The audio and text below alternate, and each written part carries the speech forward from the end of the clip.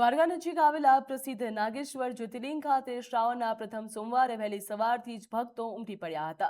શ્રાવણ માસમાં સોમવારનું વિશેષ ધાર્મિક મહત્વ હોવાથી મોટી સંખ્યામાં શ્રદ્ધાળુઓ નાગેશ્વર મહાદેવના દર્શન માટે પહોંચ્યા હતા। મંદિર ખાતે ભગવાન ભોળાનાથની વિશેષ આરતી કરવામાં આવી હતી। આરતી દરમિયાન મંદિર પરિસર હર હર મહાદેવના જયઘોષથી ગુંજી ઉઠ્યો હતો। ભક્તોએ ભગવાન શિવના દર્શન કરીને જળાભિષેક તેમજ પૂજા અર્ચના કરી પરિવારને સુખ શાંતિ અને સમૃદ્ધિ માટે પણ પ્રાર્થના કરી હતી।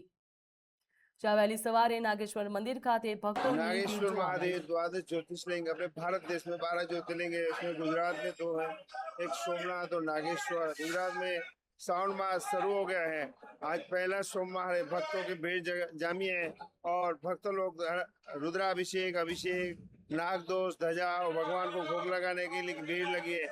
और ट्रस्ट तरफ से तमाम सुविधा है। भक्तों के भोजन करने की चाय पानी कॉफी सब व्यवस्था की गई है।